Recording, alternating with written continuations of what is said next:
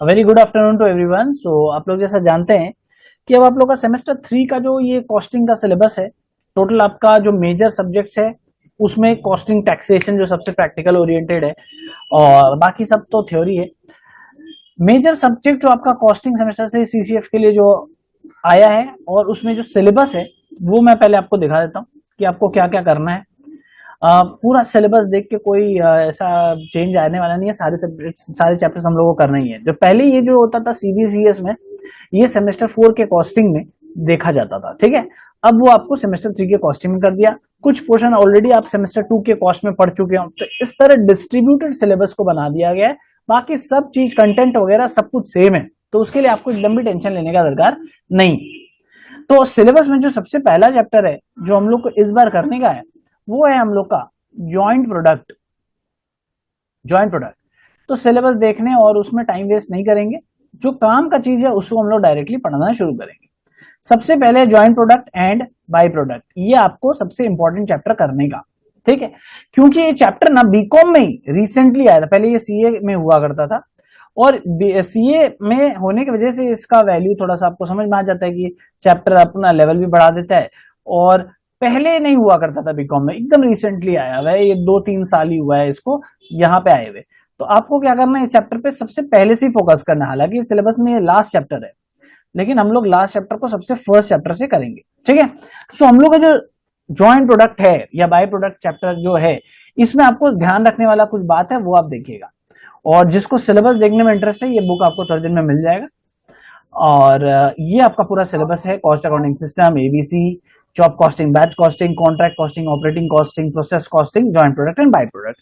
इसके बाद आपको जीवन में दोबारा कॉस्टिंग पढ़ने की दरकार नहीं पड़ेगी, क्योंकि आधा से ज्यादा पार्ट आपने सेमेस्टर 2 में पढ़ लिया था और जो बैलेंस बच गया था अब वो आप कहां पढ़ने जा रहे हो, सेमेस्टर 3 में पढ़ रहे हो। ऐसा फर्स्ट टाइम हुआ है, क्योंकि जब सीबीएसई सिस्टम होता तो ऑल्टरनेटिव सेमेस्टर्स में ये चैप्टर्स आया करते थे। मतलब सेमेस्टर 2 में एक बार आ जाता था और एक सेमेस्टर 4 में आ जाता था। तो joint product and by product में सबसे खास बात पहले क्या है ये समझिएगा। जब भी कोई दो प्रोडक्ट, ठीक है, कोई भी मशीन, सपोज मैं एक मशीन बना देता हूं इधर, ठीक है। सपोज ये एक मशीन है, इस मशीन में आपने क्या डाला, रॉ मटेरियल डाला, लेबर डाला, ओवरहेड डाला, ठीक है। याद है सेमेस्टर 2 जहां पे आपने ये 3 चैप्टर्स पढ़े थे, मटेरियल, लेबर एंड ओवरहेड। ये 3 चैप्टर जो आप लोगों ने पढ़ा था उसमें वो ही 3 कंपोनेंट मैं इस मशीन में डाल रहा हूं, इससे ज्यादा कुछ भी नहीं डाल रहा हूं, ठीक है। इस मशीन में मैं सिर्फ ये 3 कंपोनेंट डालूंगा और कुछ भी नहीं डालूंगा। ये 3 कंपोनेंट डालने के बाद होता क्या है उस चीज को समझिएगा। इस 3 कंपोनेंट को जब हम लोग मशीन में डाल देते हैं तो इसके अंदर से क्या होगा, इस चैप्टर में बेटा दो या उससे ज्यादा प्रोडक्ट निकलेंगे। 3 भी निकल सकता है सर, यस निकल सकता है। तो मल्टीपल प्रोडक्ट्स अगर निकलेगा किसी भी सम में, तो आपको समझ जाना है ये जो सम है वो joint product and by product का आया है, इस चैप्टर से आया है, ठीक है। अब इसमें मेन प्रोडक्ट्स होता है, मैं MP1 दे देता हूं इसको, MP2, और दूसरा को जो बोलते हैं बाय प्रोडक्ट। तो यानी आपका मेन प्रोडक्ट्स भी निकल सकता है, बाय प्रोडक्ट भी निकल सकता है। आपको क्या ध्यान देना है कि सबसे पहले 2 या उससे ज्यादा प्रोडक्ट्स निकले, तभी ये चैप्टर क्वालिफाई करेगा अपने नाम के हिसाब से, joint product and by product. अगर 2 या उससे ज्यादा प्रोडक्ट आता ही नहीं है तो फिर आप इस चैप्टर को बोल ही नहीं सकते कि ये जॉइंट प्रोडक्ट या बाय प्रोडक्ट का समय है। तो सबसे पहला कंडीशन ही यही होगा कि आपको 2 या उससे ज्यादा प्रोडक्ट निकलने चाहिए। अब raw material, labour and overhead, ये 3 जो कॉस्ट जा रहा है, इस खर्चा जो हो रहा है, इसको हम लोग कॉमन लैंग्वेज में बुलाते हैं कॉमन कॉस्ट। इसके बहुत सारे पर्यायवाची है, मैं लिखते जा रहा हूं, ठीक है। कॉमन कॉस्ट, इसको दूसरे लैंग्वेज में बुलाया जाता है जॉइंट कॉस्ट। दूसरे और सबसे मेजर लैंग्वेज इस चैप्टर के लिए जो कॉमन कॉस्ट या फिर जॉइंट कॉस्ट बोलेंगे। क्यों? क्योंकि जब हम मटेरियल, लेबर, ओवरहेड डाल रहे थे तब हमें यह नहीं पता था कि इसके अंदर से जो निकलेगा कितना निकलेगा, क्या निकलेगा, ठीक है। तो इसलिए हम जो भी डाल रहे थे वो ये सोच के डाल रहे थे इसमें से ये तीनों के लिए जा रहा है, ठीक है। ये तीनों के लिए जा रहा है, जो भी खर्चा लग रहा है, चाहे रॉ मटेरियल लग रहा है, चाहे लेबर लग रहा है, चाहे ओवरहेड लग रहा है, ये जो भी खर्चा लग रहा है वो main product 1, main product 2 and by product, ये तीनों के लिए जा रहा है। बट जब प्रोडक्ट निकल गया, सपोज एप्पल निकल गया, बनाना निकल गया या कुछ भी निकल गया, ठीक है, चीज निकल गया, बटर निकल गया, ठीक है, एंड बटर मिल्क निकल गया एज अ बाई प्रोडक्ट। तो ये जब 3 प्रोडक्ट निकल गया तब इसमें क्या होगा, प्रोसेसिंग होगा। डायरेक्टली कस्टमर को तो नहीं दे देंगे ऐसे, तो दे भी सकते हैं, उसको बोलते हैं विदाउट प्रोसेसिंग। लेकिन अगर इसमें कुछ ऐड किए, फ्लेवर्स ऐड किए, बना बना के डाले, तो प्रोसेसिंग होगा। प्रोसेसिंग जब हो रहा होगा तब आप सोचो, तब क्या कॉमनली प्रोसेस हो रहा होगा या इंडिविजुअली प्रोसेस हो रहा होगा? अनम्यूट करके अपने आप को जवाब देंगे, कोई भी जिसको भी मन है जवाब देने का। बताओ मेरे को, जब निकल गया प्रोडक्ट तो क्या कॉमनली प्रोसेस हो रहा होगा या फिर इंडिविजुअली प्रोसेस हो रहा होगा? जल्दी बताइए। एनीबडी? चैट में भी लिख सकते हैं और अनम्यूट करके भी बता सकते हैं, जो आपका इच्छा। फटाफट बताइए। यस, तो किसका आंसर आया है? खुशबू का आ रहा है कॉमनली। रॉन्ग। देखो, जब प्रोडक्ट अलग नहीं हुआ था ना, ये जो अलग हो रहा है ना, इस पॉइंट को क्या बोलते हैं पता है हमारे इस चैप्टर के लैंग्वेज में? Split of point. Split of point मतलब जिस पॉइंट पे मशीन में प्रोडक्ट्स अलग अलग हो गए, उस पॉइंट को हम लोग क्या बोलते हैं? स्प्लिट ऑफ पॉइंट बोलते हैं। ठीक है, तो स्प्लिट ऑफ पॉइंट के बाद प्रोडक्ट ही अलग अलग हो गया। मेन प्रोडक्ट 1 अलग हो गया, मेन प्रोडक्ट 2 अलग हो गया, बाय प्रोडक्ट अलग हो गया, राइट? तो जब प्रोडक्ट ही अलग हो गया तो जो प्रोसेसिंग होगा ना, वो भी इंडिविजुअली होगा, और इसी को हम लोग बोलते हैं एफपीसी। एफपीसी का मतलब होता है फर्दर प्रोसेसिंग कॉस्ट। मतलब जब तक मशीन में अलग अलग नहीं हुआ था तब तक सब कॉमन खर्चा लग रहा था, तब तक सब क्या हो रहा था? कॉमन खर्चा लग रहा था। और उसके बाद जो भी खर्चा लगता है मशीन से एक बार निकल जाने के बाद, तो क्या होता है? वो फर्दर प्रोसेसिंग कॉस्ट इंडिविजुअली लगता है। मतलब इस पे अलग लग रहा है, इस पे अलग लग रहा है, और इस पे अलग लग रहा है। ठीक है, इसके बाद कुछ सेलिंग एंड डिस्ट्रीब्यूशन एक्सपेंसेस हो सकते हैं। ठीक है, सेलिंग के खर्चे हो सकते हैं, और जो फाइनली कंज्यूमर के पास, कस्टमर के पास पहुंच जाएगा। ठीक है, फाइनली कस्टमर के पास जाएगा। ये कॉमन खर्चा को और प्रोसेसिंग जो इंडिविजुअल लग रहा है उसको समझने का एक और एग्जांपल लीजिए। आप जब मॉल में जाते हो, मॉल में गाड़ी लेके जाते हो, पार्किंग लॉट में लगाते हो, तो वो कॉमन कॉस्ट है या इंडिविजुअल कॉस्ट है? जल्दी बताइए। जब आपने मॉल में गया, पार्किंग लॉट में गए, पार्किंग लॉट में अपने गाड़ी पार्क की, पार्किंग की जो पैसे दे रहे हो, वो कॉमन कॉस्ट है या फिर इंडिविजुअल कॉस्ट है? जल्दी बताइए, बी क्विक, फास्ट। स्वाति बोल रही है इंडिविजुअल। नहीं स्वाति, आप जब गाड़ी लेके पार्किंग में जा रहे हो, आपको ये नहीं पता है कि आप मॉल में कौन सा शोरूम से सामान खरीदोगे। कि आप रोलेक्स की घड़ी खरीदोगे, या फिर आप कपड़े खरीदोगे, या फिर आप खाने के सामान फूड कोर्ट में खरीदोगे, या फिर आप सिनेमा हॉल में भी जाओगे। आप ऐसा भी हो सकता है सारा कुछ करके आए, राइट? तो पार्किंग का खर्चा तो 100 रुपया लगा। तो ये जो खर्चा है, ये यहाँ पे मॉल में एंटर करने का, this is your mall, right? This machine is your mall. तो इस मॉल में एंटर करने के पहले जो खर्चे लग रहे हैं, वो सारे क्या हैं? कॉमन कॉस्ट कहलाते हैं। ठीक है, एक बार जब आप मॉल में एंटर किए, उसके बाद सपोज आपने रिलायंस के शोरूम से एक मोबाइल ले लिया, तो आपको पता है ना कि ये मोबाइल ले लिया, अब इसके कवर लूंगा, एक्सेसरीज लूंगा, पता चल गया कि ये मोबाइल निकला है, राइट? तो ये मोबाइल का जो कवर लो, एक्सेसरीज लो, वो मोबाइल का इंडिविजुअल कॉस्ट होगा, जिसको हम लोग फर्दर प्रोसेसिंग कॉस्ट बोलते हैं। फिर सोचो, अगर आपने एक मूवी देखा, तो मूवी अब नेक्स्ट प्रोडक्ट हो गया, नेक्स्ट कॉस्ट हो गया। अब उसमें पॉपकॉर्न खा रहे हो तो वो इंडिविजुअली मूवी पे लगेगा। ये नहीं बोल सकते ना मोबाइल खरीदा तो पॉपकॉर्न खाया, राइट? तो इंडिविजुअल कॉस्ट, एक बार प्रोडक्ट्स अलग अलग हो गए उसके बाद लगते हैं। कॉमन कॉस्ट वो कॉस्ट होते हैं जो कब लगते हैं? जब मॉल में एंटर करने से पहले, यानी मशीन में एंटर करने से पहले। चलिए, इस डायग्राम को कॉपी कर लीजिए। किसी को भी कोई डाउट है तो मेरे को बताइए प्लीज, फटाफट बताइएगा, कोई भी डाउट्स होगा तो, और अगर क्लियर है तो वो भी बोल दीजिए। फटाफट इस डायग्राम को कॉपी कर लीजिए।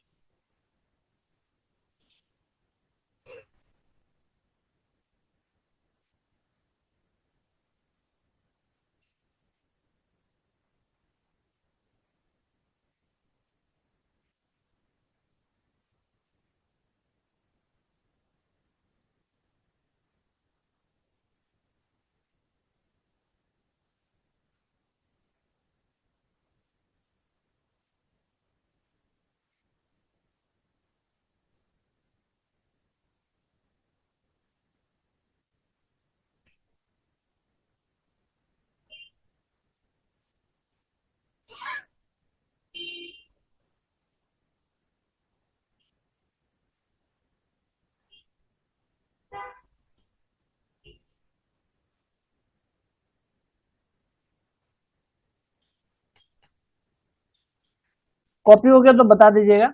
डन है, तो फिर हम लोग आपको सम्स कराने में स्टार्ट करेंगे।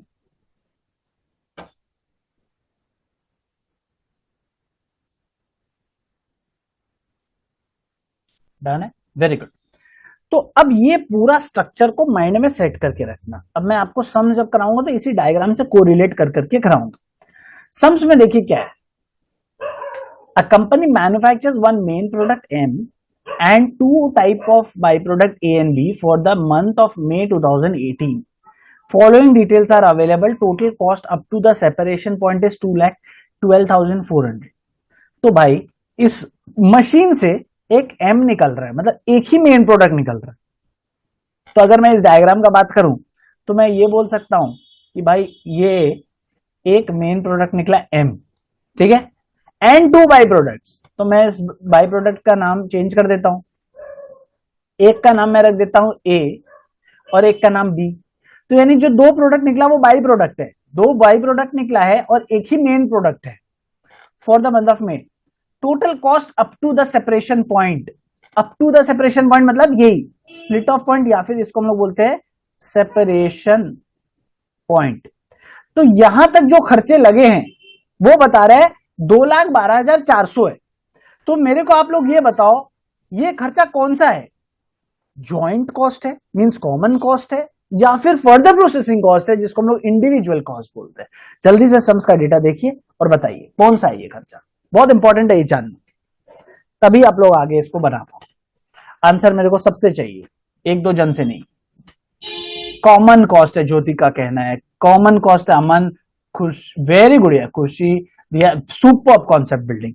तो ये बात समझ में आ गया एकदम साफ कि भाई ये जो खर्चा है ये सेपरेशन पॉइंट तक का है और एक ही फिगर दिया है ना, एक ही फिगर दिया है तो सर कॉमन सेंस है ना, कॉमन कॉस्ट होगा। क्योंकि अगर इंडिविजुअल कॉस्ट होता तो तीन अलग अलग फिगर्स आते, ठीक है। Okay, cost after separation, M का 0, A का इतना, B का इतना। बताइए ये कौन सा कॉस्ट है, फर्दर वाला या ये भी कॉमन कॉस्ट है? जल्दी बताइए, जल्दी, ये फर्दर वाला कॉस्ट है या ये भी कॉमन कॉस्ट है? Further, further, everybody is saying further, super, because ये इंडिविजुअली भी दिया हुआ है। ग्रेट, नंबर ऑफ यूनिट्स दिया हुआ है, इतने यूनिट्स बनाए हैं हम, सेलिंग प्राइस दिया हुआ है, एस्टिमेटेड प्रॉफिट परसेंटेज दिया हुआ है, expenses as a percentage to the, अच्छा ये ना ये प्रिंटिंग थोड़ा सा ऐसा हो गया, ये एक लाइन है और ये अनदर लाइन है, यहां तक अनदर लाइन है, ठीक है। तो estimated profit percentage to the sales value, इसका 20, इसका 30, और estimated selling expenses as a percentage to sales value, इसका 20, इसका 15, इसका 15। तो सारा डेटा इंडिविजुअली आपको दे दिया, बोला बिगिनिंग एंड क्लोजिंग इन्वेंट्री कुछ भी नहीं है। Prepare a statement showing the allocation of joint cost, मतलब ये जो जॉइंट कॉस्ट है ये तो 2,12,400 एक फिगर दे दिया वो लोग, वो बोल रहा है ना इसको तीनों में अलग अलग करके बताइए, ये टास्क दिया है। क्योंकि जब भाई तुम किसी भी कंपनी में जाओगे प्रॉफिट निकालोगे तब तो प्रोडक्ट वाइज प्रॉफिट निकालोगे, राइट। अगला पार्ट आपसे वही पूछेगा, देखो product wise profitability, product wise मतलब M का अलग प्रॉफिट निकालोगे, A का अलग निकालोगे, B का निकालोगे, तो फिर जॉइंट कॉस्ट भी तो अलग अलग माइनस करना पड़ेगा। तो ये तो क्वेश्चन में एक ही फिगर दिया हुआ है, तो हमें क्या करना है, हमें उसको एलोकेट कर देना उस जॉइंट कॉस्ट को, हमें उसको अलग अलग करना है। वो हमारा काम है कि हम कैसे उसको अलग अलग करेंगे, ठीक है, ये हम लोग का टास्क है। So let's do it and हम लोग अलग अलग करके देंगे। कैसे करेंगे ध्यान समझिए।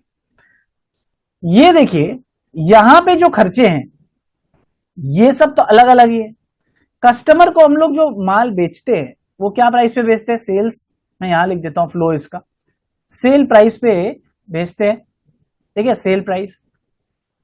तो हमको सेल प्राइस में पहुंचे कैसे होंगे, जॉइंट कॉस्ट, जो पहले जो लगा वो joint cost plus further processing cost, right, plus selling expenses, right, equals to the sale price. लेकिन इसमें एक चीज मैंने छोड़ दी, एक और चीज ऐड होगा, भाई धंधा करते तो हम लोग प्रॉफिट भी तो कमाएंगे, तो profit and that is equals to the sale price. तो joint cost plus further processing plus selling expense plus profit that is equals to the sale price.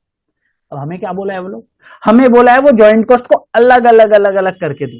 तो हम लोग क्या करेंगे, बैक कैलकुलेशन कर लेंगे। ठीक है, बैक कैलकुलेशन कैसे होगा, सेल प्राइस से सम्स को शुरू करेंगे, पीछे जाएंगे, ये माइनस करेंगे, ये भी माइनस करेंगे, ये भी माइनस करेंगे, तो जो आंसर आएगा वो जॉइंट कॉस्ट आ जाएगा और वो इंडिविजुअली आएगा। ठीक है, easy. So this is your flow of the sums, flow of the sum. Copy कर लीजिए इसको, सम्स का फ्लो को कॉपी कर लीजिए फटाफट, be quick and copy the flow of the sums.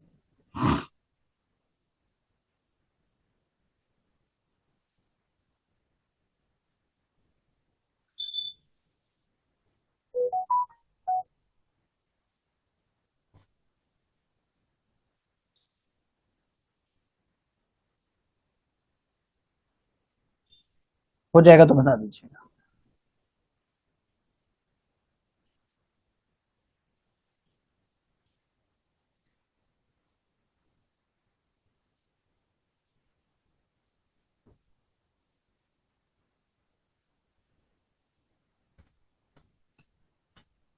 Done, चलिए बहुत बढ़िया। सो सम्स का फ्लो हो गया, अब हम लोग सम्स को शुरू करेंगे। अब क्वेश्चन ये है भाई, सर इसमें तो 2,12,400 दिया हुआ है, इसमें 3 प्रोडक्ट्स है, सर हम लोग किसका ज्वाइंट कॉस्ट निकाल के शुरू करें। ठीक है, तो देखो सिंपल टेक्निक है इसमें, जिसका मैक्सिमम डेटा दिया हुआ रहेगा आप सम हमेशा उसी से शुरू करोगे। जिस भी प्रोडक्ट्स का, प्रोडक्ट या प्रोडक्ट्स का मैक्सिमम डेटा दिया रहेगा आप उसी से सम शुरू करोगे। तो आप बताओ इन तीनों को देख के कौन सा प्रोडक्ट का आपको लग रहा है मैक्सिमम डेटा दिया हुआ है सम, बताइए कौन सा प्रोडक्ट या फिर प्रोडक्ट्स का मैक्सिमम डेटा दिया हुआ है। वेरी गुड, बाय प्रोडक्ट्स का ए बी, सुपर है, हम उसी से शुरू करेंगे। आइए साथ में स्टेटमेंट बनाते हैं, एलोकेशन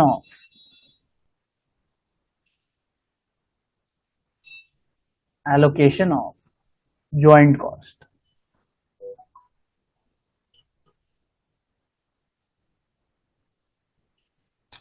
पर्टिकुलर्स के साथ 2 कॉलम्स बना लीजिएगा, A B.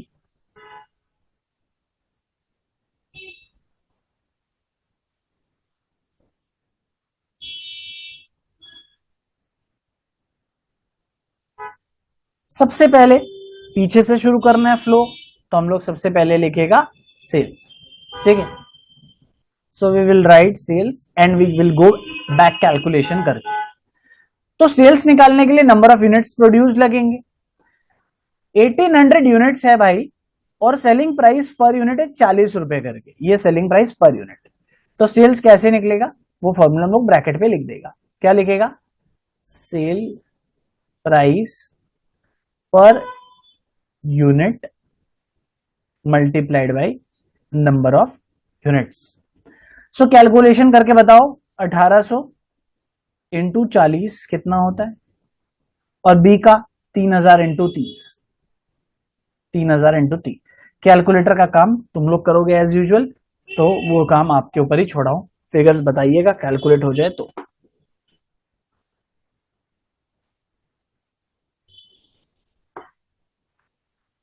$72,000 and $90,000, okay thank you. तो 72,000 और 90,000 आ गया। अब इसमें से हमें लेस करने का प्रॉफिट, सबसे पहले सेल्स में से तो प्रॉफिट लेस होगा फ्लो के हिसाब से। प्रॉफिट कितना है आइए चेक करते हैं। प्रॉफिट दिया हुआ है as a percentage to sales value 20% and 30%, तो ठीक है भाई कोई बात नहीं। सो भाई प्रॉफिट के लिए क्या करेंगे, 20% मल्टीप्लाइड बाई 72,000, क्योंकि as a percentage to sale value बोला है ना, तो सेल का वैल्यू 72,000 है, तो उसका 20% कर लेगा। फिर प्रॉफिट के बाद 30% भी बोला है, तो वो भी कर लेता हूं, 30% इंटू 90,000, ये भी कर लिया, चलो ये भी ठीक है। अब आंसर बताइए मल्टीप्लाई वगैरह करके, 14,400, ओके खुशी का सही जवाब। दूसरा वाला बताइए, 27,000, सुपर। बाकी लोग भी कैलकुलेटर करिएगा, एक आदमी के भरोसे मत रहिए, ठीक है, सबको अपना अपना पास होना है, तो स्पीड अपना मेंटेन रखिएगा सब। 14,400 और 27,000। प्रॉफिट के बाद क्या लेस होने का था, सेलिंग एक्सपेंसेस, तो सबसे आइए सेलिंग एक्सपेंसेस लेस करते हैं।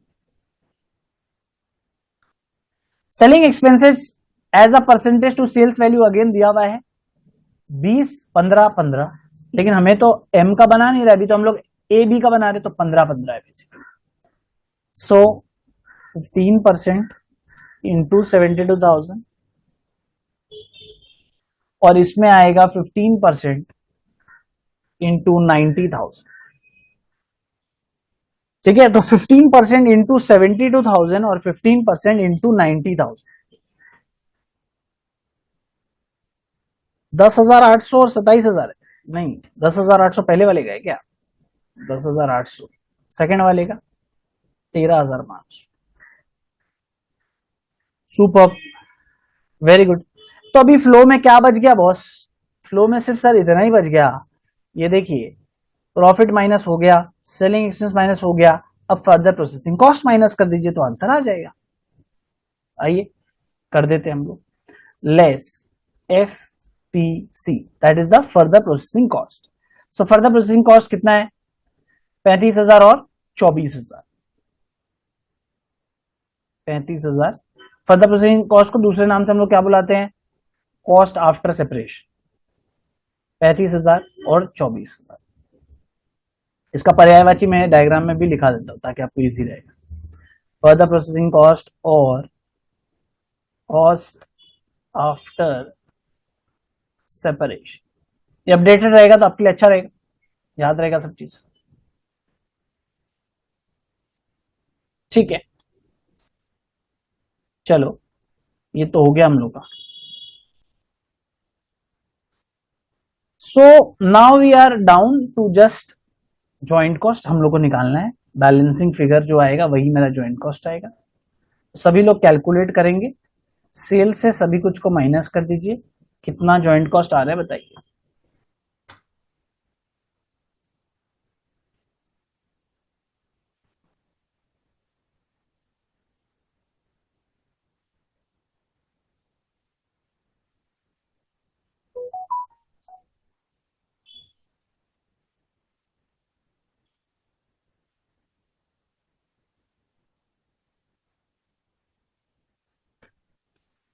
यस एवरीवन, बताइए मेरे को what is the joint cost?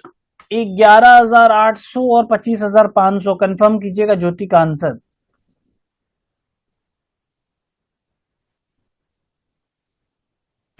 ज्योति जी का आंसर कंफर्म कीजिएगा, बाकी लोग भी मेरे को एक दो जन, तो फिर मैं आगे मूव कर पाऊंगा। ठीक है, स्वाति कंफर्म करती है, thank you. Oh that's the correct answer, Saurabh, Aman, very good. So अब देखो इसमें हुआ क्या है, ये मैक्सिमम डेटा वाला टेक्निक से मेरे को ए और बी का निकल गया। अब बोलोगे सर एम का तो नहीं निकला, फिर मेहनत करवाओगे पूरा एम के लिए? नहीं करवाऊंगा, क्योंकि प्रोडक्ट तो तीन ही है ना, और मेरे को तो पता है भाई, जो 2,12,400 दिया था ये तो कॉमन कॉस्ट था, ये तो तीनों के लिए लगा होगा, मतलब 2,12,400 ये तो तीनों का है, जिसमें से ए का कितना है? 11,800, बी का कितना है? 25,500। जो बचा वो किसका है? जवाब दो कमेंट सेक्शन में, जो बचा वो किसका बचा? Share of joint cost of M. कोई शक? Very good Jyoti. तो कोई शक? सीधा सिंपल है भाई, जो बच गया सर वो कॉस्ट एम का है, तो एम का कितना आंसर आएगा बताइए आप।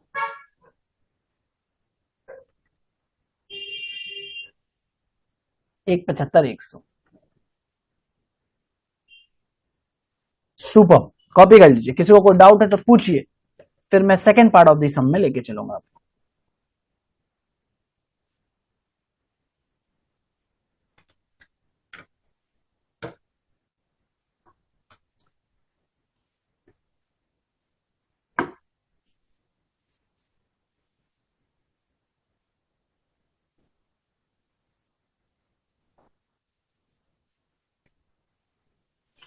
डन, चलो नाउ जॉइंट कॉस्ट तो खत्म, अब व्हाट्स नेक्स्ट?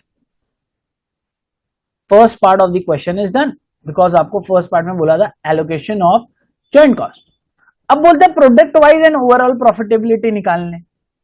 ये क्या सर, प्रॉफिट निकालना है ये तो सर वही बात हो गई, जरा प्रॉफिट कैसे निकलेगा वो भी बता दीजिए। कुछ नहीं करने का, पहले ऐसे करके ऐसे आए, अब ऐसे करके चलेंगे, मतलब थोड़ा सा समझ लो। सेल से क्या क्या माइनस होगा, सारा खर्चा। खर्चा क्या क्या है, जॉइंट कॉस्ट खर्चा है, एफपीसी खर्चा है, सेलिंग एक्सपेंस खर्चा है, तो ये जो बीच का है प्रॉफिट आ जाएगा बैलेंसिंग फिगर। तो इक्वेशन बस इधर उधर करना है और क्या, ठीक है। चलो बना लेते हैं। अब इसमें प्रोडक्ट वाइज भी बोला और ओवरऑल भी बोला है।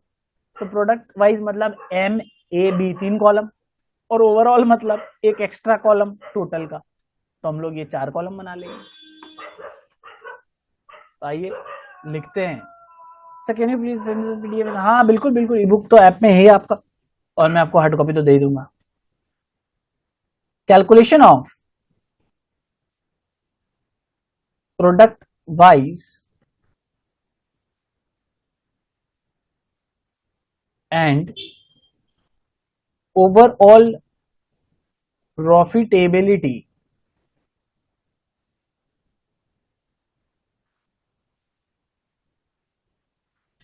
सो पर्टिकुलर्स के साथ इस बार 4 कॉलम्स बना लीजिएगा, M A B total 4। Okay,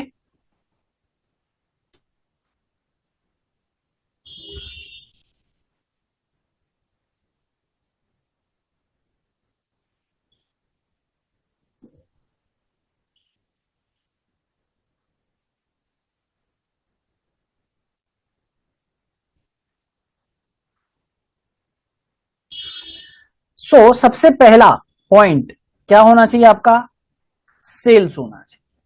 sales में मैं स्मार्ट वर्क करूंगा, जो डेटा मेरे पास पहले से उसमें दोबारा मेहनत नहीं करूंगा। सेल्स ऑलरेडी हम लोग ए और बी का निकाल चुके थे 72,000 एंड 90,000, तो मैं वो फिगर्स को वहीं से ले आऊंगा 72,000 एंड 90,000। समझ गया, थोड़ा सा बुद्धि को तेज चलाना है। हाँ सर एम का नहीं है तो वो कैलकुलेट कर लेंगे अपने। तो नंबर ऑफ यूनिट से 4,000 और बेच रहे हैं 100 करके, तो ये हम लोग कैलकुलेट कर लेंगे। तो 4,000 इंटू 100। चलिए कैलकुलेशन करके बताइए what is your answer of sales.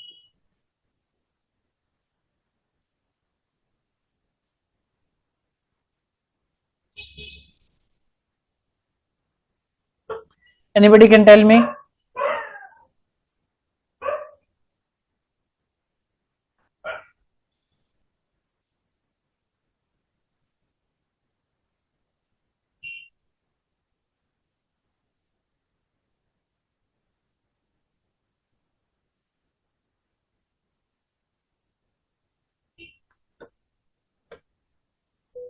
Four lakhs, okay good.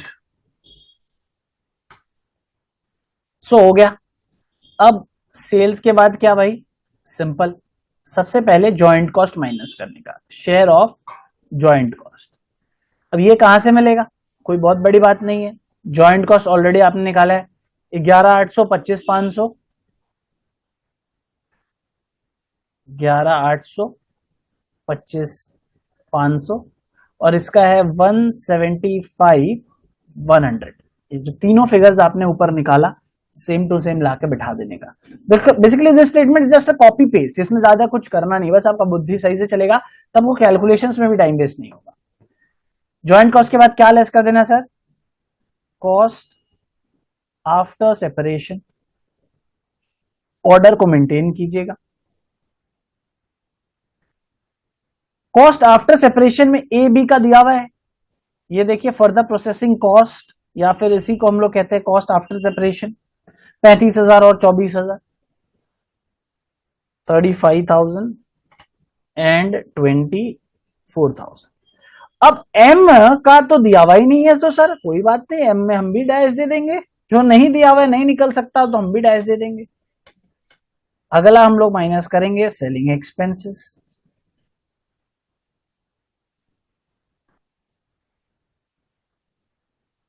Selling expenses में हम लोग का जो दिया हुआ है पहले वो उठा लेते हैं, ए बी का 10,800 और 13,500 हम लोग निकाले थे।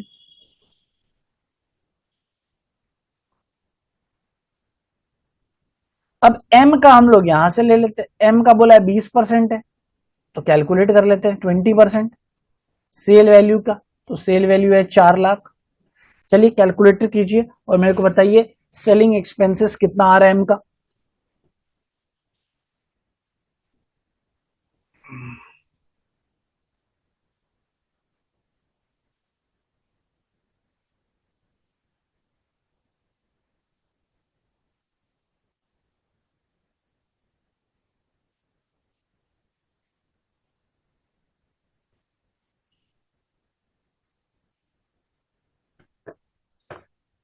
$80,000।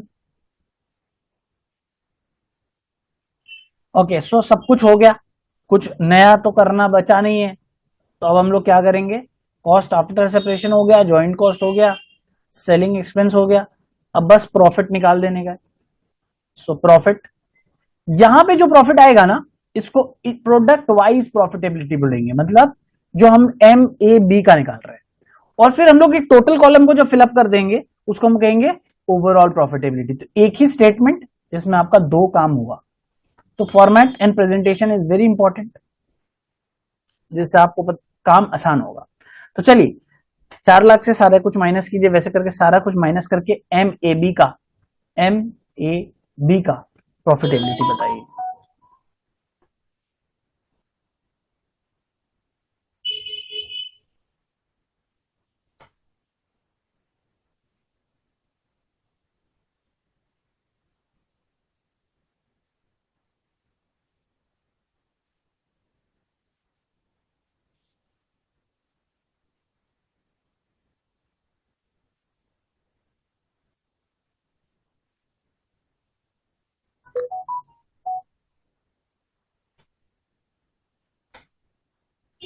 One 44900। Okay, next is 1,44,000, sorry 14,427,000। ठीक है, चलिए अब मेरे को टोटल कॉलम फिलअप करवाइए, सारा टोटल कॉलम एक एक करके बताइए।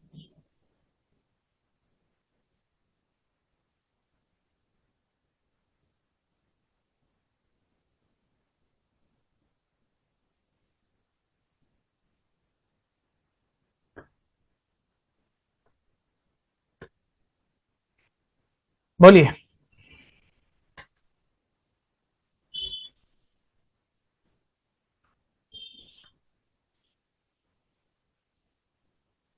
टोटल 5,62,000 सेल्स का बता दिए। ठीक है, फिर नेक्स्ट।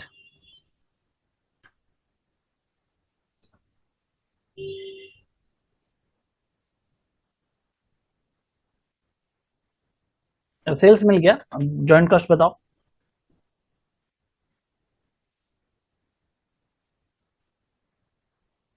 2,12,400, ये क्या बता रहे हो आप?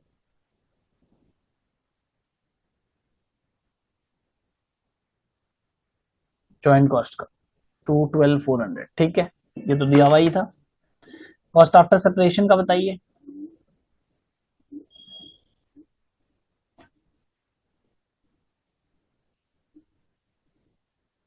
59,000। Perfect, next.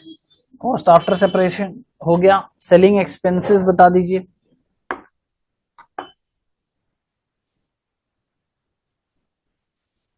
1,04,300।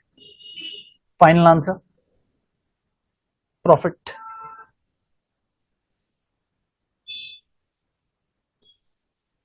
फाइनल आंसर बताइए profit.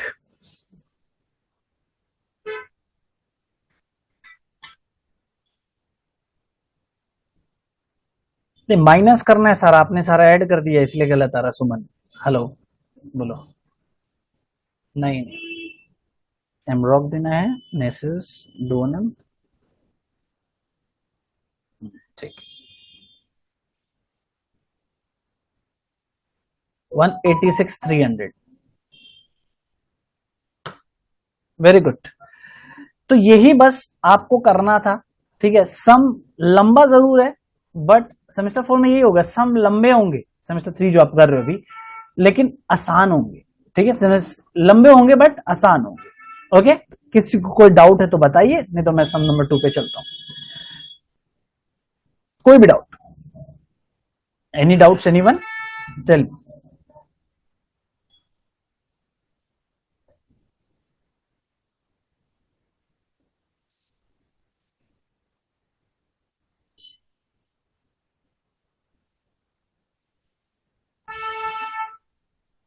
Okay,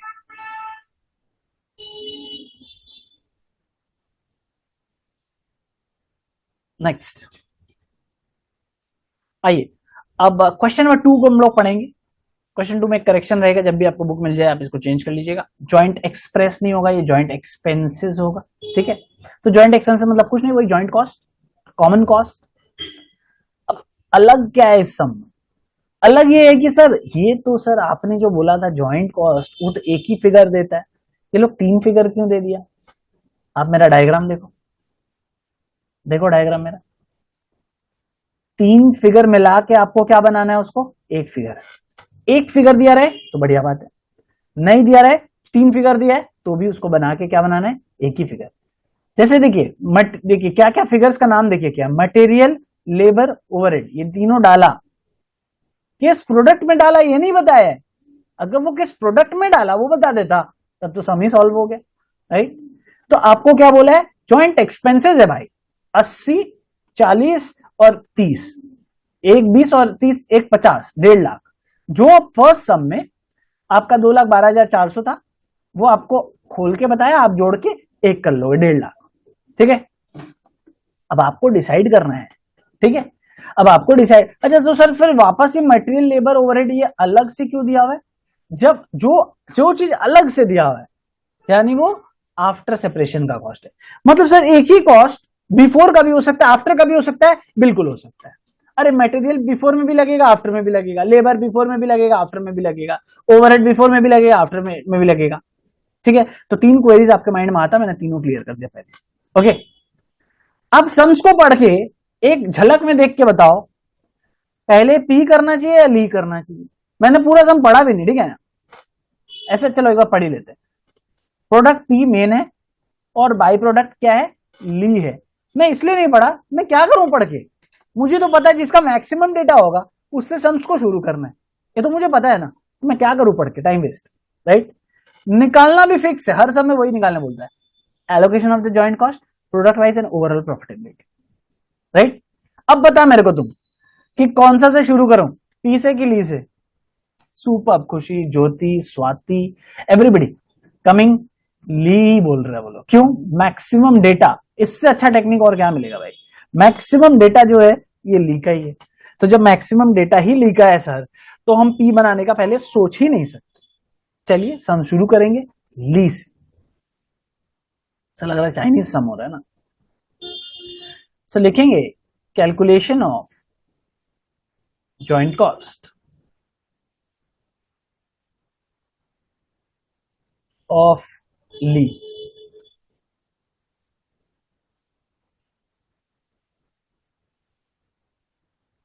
format same maintain करेंगे, कोई फाकीबाजी नहीं करेंगे।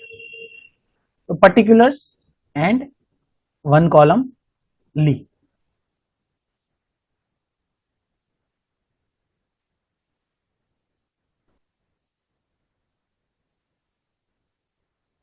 सबसे पहले क्या चीज से शुरू करते थे हम लोग? सेल्स से।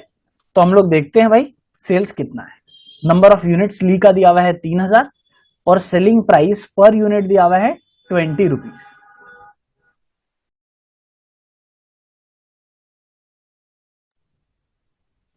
डिस्कनेक्ट हो गया था ना?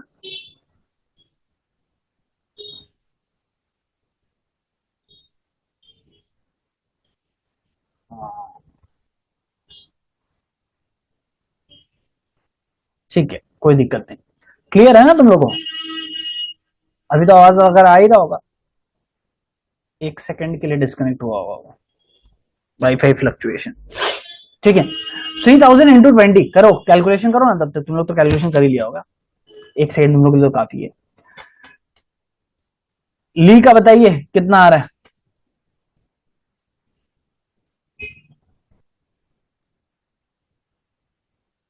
3000 इंटू 20 करके बताइए ली का आंसर। 60,000। सब फास्ट आना चाहिए भाई, ये तो बच्चों की चीज है, फास्ट आना चाहिए। ओके लेस, देखते हैं लेस में इस बार क्या क्या है अपने पास। तो ये 8,000, 5,000, 2,000 मटेरियल, लेबर, ओवरहेड अलग अलग करके लिखा है, बट अगर हम पिछले सम से कंपेयर करके पढ़ाएं तो इसका मतलब ये है कॉस्ट आफ्टर सेपरेशन सीधा एक बार में जो दिया हुआ था 24,000 35,000 वही तो है, ठीक है। इस बार अलग अलग करके दे दिया, कोई बात नहीं, अलग अलग करके लिख देते हैं। Material, labour, overhead. रुको अभी लिखना मत, ठीक है। बट सर पहले ये लिखे या पहले प्रॉफिट लिखे, आप कुछ भी कर सकते हो, ठीक है। अगर हम लास्ट सम के फॉर्मेट को एकदम एज इट इज मेंटेन करना चाहे तो मैं थोड़ा सा और मेहनत कर देता हूं, मैं मिटा देता हूं, मैं पहले प्रॉफिट लिख देता हूं, आंसर सेम आएगा, कोई भी चेंज नहीं होगा आंसर में, बट फिर भी मैं पूरा फॉर्मेट मेंटेन रहेगा तो तुम लोग कंटिन्यूटी रहेगा प्रैक्टिस का। तो प्रॉफिट कैसे निकलेगा सर, उस टाइम तो परसेंटेज में दिया हुआ था, इस बार परसेंटेज में नहीं दिया है, इस बार बोला estimated profit per unit of sale of ली, मतलब एक यूनिट ली का बेचेगा ना तो 5 रुपया मिलेगा। तो ली का टोटल कितना यूनिट बेचा हम लोग ली का टोटल 3,000 यूनिट्स बेचा, तो हम लोग को 5 रुपये इंटू 3,000 मिलेगा, ठीक है।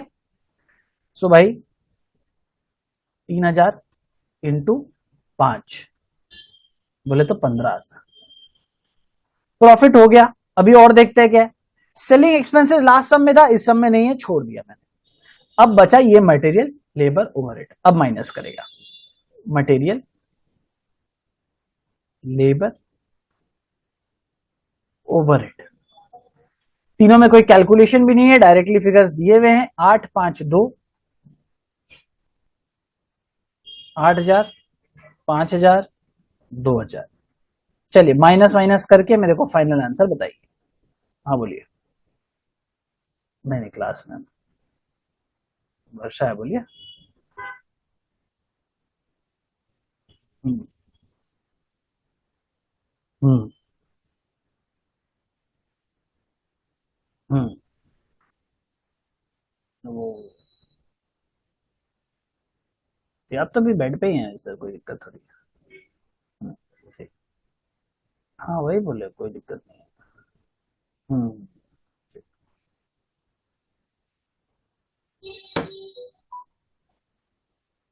ओके, 30,000 नेहा का आंसर कंफर्म करो, बाकी लोग भी। 30,000 आंसर आ रहा है नेहा का।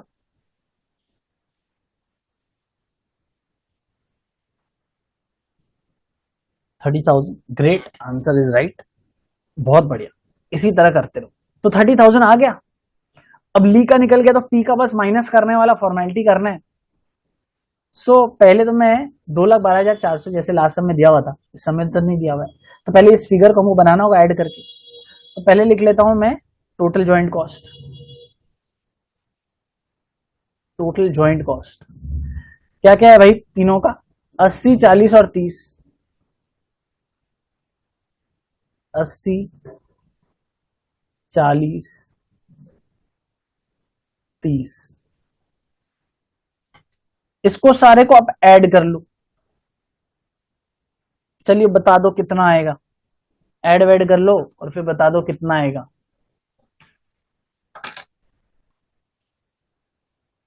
1.5 लाख। Very good. अब हमको निकालना है भाई पी का, तो share of joint cost of P 1.5 lakh sir total है, इसमें से आप 30,000 माइनस कर दोगे पी का, तो जो बचेगा वो बचेगा, ली का जो माइनस किया तो जो बचा वो बचेगा पी का 1,20। चलिए बताइए यहां तक किसी को कोई doubt. First part of the some is done, allocation of joint cost was part 1 of this sum and it's done.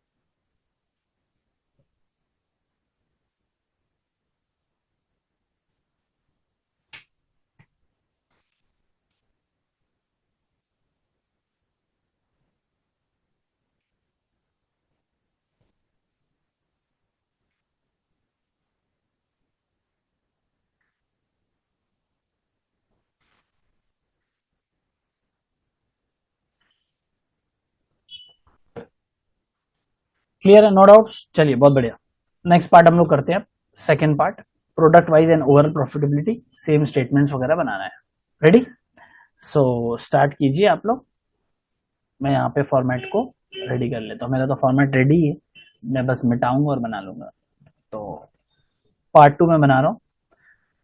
3 column नहीं होगा इस बार, वेरी ऑब्वियस है। इस बार हम लोग के पास सिर्फ कितने कॉलम का रिक्वायरमेंट है?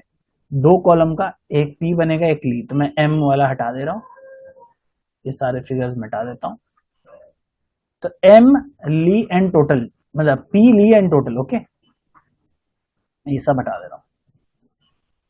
सो ए के जगह मैं लिख रहा हूँ पी, बी के जगह मैं लिख रहा हूँ ली, okay. P Lee and total, sales तो है ही सब में, जॉइंट कॉस्ट भी है, कॉस्ट आफ्टर सेपरेशन भी है, सेलिंग एक्सपेंस नहीं है इस सब में, तो इसको मैं उड़ा देता हूँ। ठीक है, हटा दिया। बस ये फॉर्मेट आप लोग रेडी कर लो, फिल इन द ब्लैंक्स करो।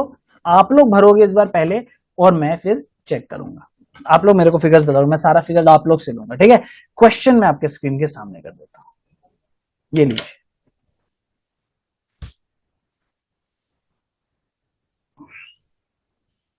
बहुत इजी है, सेमेस्टर 3 का cost, tax, economics, consumer behaviour, everything is very easy, not a big deal.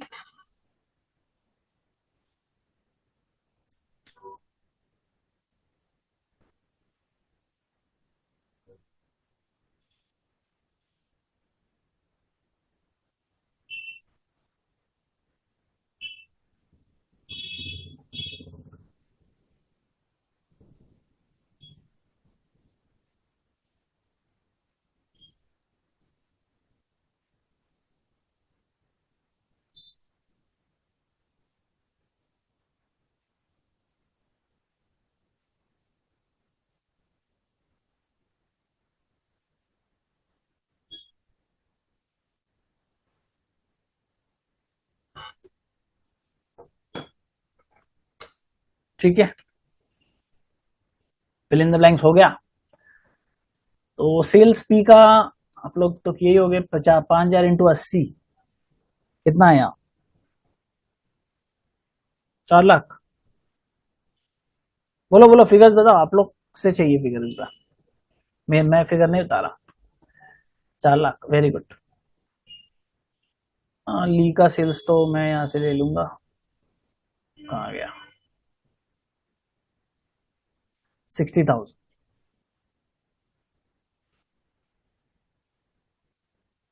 तो टोटल हो जाएगा 4,60,000। लो, यहां तक सबका आ गया होगा। ज्वाइंट कॉस्ट अभी हम लोग निकाले थे, एक 20 इसका आया था, 30,000 इसका आया था।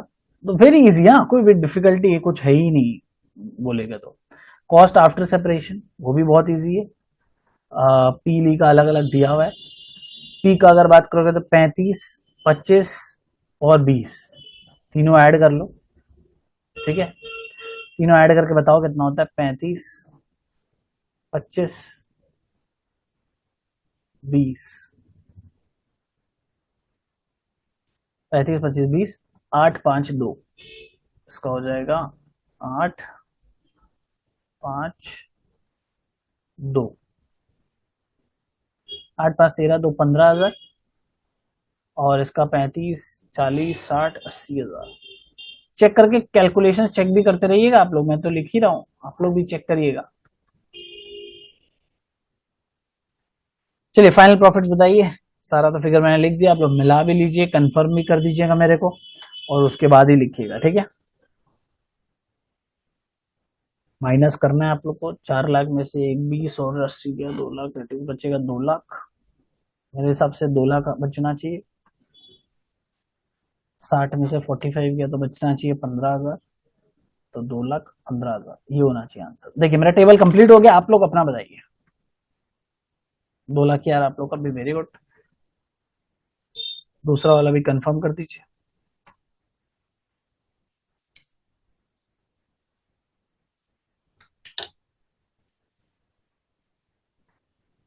15,000, very good. So this completes the second sum also, and the first part of this joint product and byproduct chapter complete हो गया, ठीक है। टोटल 3 पार्ट्स है, ये फर्स्ट पार्ट है, सेकंड क्लास में हम लोग सेकंड पार्ट सीखेंगे, फिर थर्ड पार्ट ऐसे।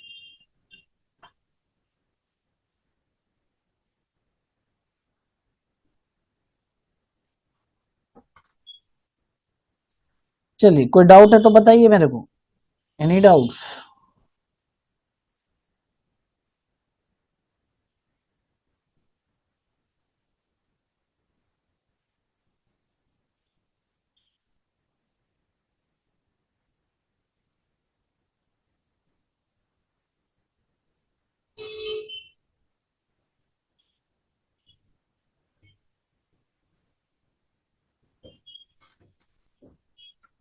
ठीक है डन। ओके, सो आपका आज का होमवर्क सिर्फ इतना ही रहेगा कि आप क्वेश्चन नंबर 3 को एक गो थ्रू करके आना। आपसे होगा नहीं, मैं बता दूंगा कैसे करना है, फिर भी आप ट्राई करना, अगर आपसे हो जाए तो। ठीक है, ये आपका आज एक चैलेंज भी रहेगा, टास्क भी रहेगा। बाकी मिलेंगे next class, till then take care, bye bye.